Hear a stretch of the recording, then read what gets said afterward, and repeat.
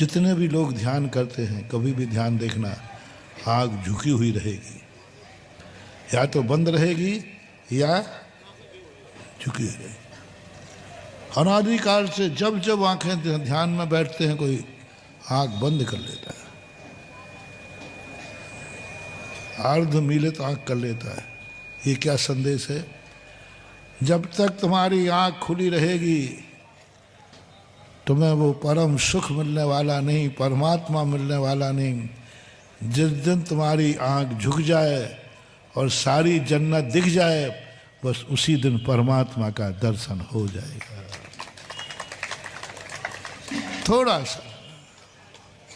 थोड़ा अपने उपयोग को आत्मानुमुख करो। हम परानुमुखी हो गए, हम पर में सुख घूम रहे हैं, ढूंढ रहे हैं। पर में सुख है, इसमें सुख है, इसमें सुख है, और सुख महानुभाव अंदर से प्रकट होता है। यदि अंदर विषाद हो तो कितनी भी अच्छी वस्तु हो, बेकार लगती है। अंतर चेतना में से प्रकट होता है, और वह सुख एक बार कहाँ से शुरुआत करें? सुख में सुख नहीं, दुख में सुख नजर आने लग जाए। साधना कहाँ से शुरू करें? कहाँ से शुरू करें? उस अंतर चेतना भगवान आत्मा ब्रह्म स्वरूप को जानने के लिए बहुत बड़ी साधना है महानुभाव। सुख से नहीं, सुख के साधनों में नहीं, दुख के साधनों में तुम्हें आनंद आने लग जाए, समझ लेना तुम परमात्मा के निकट पहुंचने वाले हो। आनंद है। अयोध्या में आनंद नहीं। राजा राम, श्री राम, जब राजगद्दी की घोषणा हुई, इनको उतना आनंद नहीं आया। पिताजी को मना किया, पिताजी ये मेरे योग्य नहीं है, तो आपके योग्य है, आप बैठिए।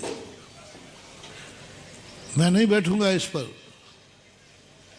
राजगद्दी मिल रही, उनको आनंद नहीं आ रहा, बोले मैं नहीं बैठूंगा, मेरे बस की बात नहीं है। मना किया। जब उन्हीं श्री राम को वनवास दिया, तब कितने बार मना किया। रामचंद्र जी के जीवन से तो प्राय सभी परिचित हो के नहीं, रामायण तो सबने देखी है। राजगद्दी मिल रही है तब मना कर रहे हैं। 10 बार मना किया, सबसे मना किया, माता से मना किया कि मैं नहीं बैठूंगा, मुझे नहीं बैठना। और जब वनवास दिया तो कितने बार मना किया। मना बोलो, क्या बात है। और आप लोग गद्दी मिले तो बैठाने के पहले ही बैठ जाए पट्टा। बैठने के पहले ही सोचे ये गद्दी मुझे कम मिलेगी, और वनवास मिले तो कहो वो झगड़ा कर ले, कौन है मुझे वनवास देगा। बस ये बहुत बड़ा मोटिवेशन महानुभाव। महान आत्माओं को जब गद्दी मिल रही थी, राज्य मिल रहा था, तो नकार दिया। उन्हें दुख नजर आ रहा था, उन्हें दुख नजर आ रहा था, उन्हें सुख नजर नहीं आ रहा था। और वनवास की घोषणा हुई तो एक बार भी मन भी मलिन नहीं किया। ये भी नहीं सोचा कि, ये भी नहीं पूछा कि आखिर मुझे वनवास क्यों भेजा जा रहा है। अरे भाई, भरत को राजा बनाना तो बना दो, बंटवारा कर लो, और क्या एक आध राज दे दो। कुछ तो फरियाद रखते, कुछ तो रखते, एक बार तो रखते। ठीक है, वचन दे दिया था तो अयोध्या का राज्य उनको दे देते। कुछ तो रखते, कुछ तो। कम से कम पांडवों ने दुर्योधन के सामने 5 गांव तो मांगे थे। ये तो हक बनता है ना, क्यों गद्दी के अधिकारी है, 5 गांव मांगे। लेकिन दुर्योधन ने एक सुई की नोक के बराबर भी मना कर दिया। लेकिन हमारे महापुरुष ने तो सुई की नोक भर भी नहीं मांगी। थोड़ी इच्छा व्यक्त करना चाहिए थी, थोड़ा सोचना चाहिए था एकदम। और कितने ग्लैड, कितने खुश। अयोध्या की गद्दी मिली तब इतना सुख नहीं हुआ जितना कि वनवास की घोषणा हुई तो देखो रामचंद्र जी क्या जीवन का। वनवास में सुख कैसे, मुझे समझ में नहीं आया। और अयोध्या की गद्दी पर दुख कैसे, ये समझ में नहीं आया। जिस दिन ये समझ में आ जाएगा उसी दिन वो परम पिता परमात्मा तुम्हें मिल जाएगा।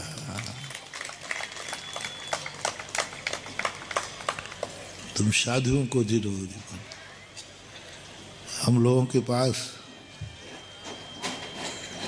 शायद हम लोगों के पास कोई भक्त कोई गाड़ी नहीं देता होगा, इसलिए एक बार हम अखिल बिहार कर रहे थे, एक ऑटो रिक्शा वाला आया, पीछे से बरसात हो रही थी बहुत। बोले बाबा जी देखो बरसात हो रही, हवा बहुत चल रही है, आप बैठ जाइए गाड़ी में, हम बिल्कुल पैसा नहीं लेंगे। वो 1 किलोमीटर पीछे चला, बोले बाबा जी उतर के पैर पड़े, बाबा जी हम बिल्कुल पैसा नहीं लेंगे, आप तो चलिए, आप जहाँ कहो वहाँ छोड़ देंगे।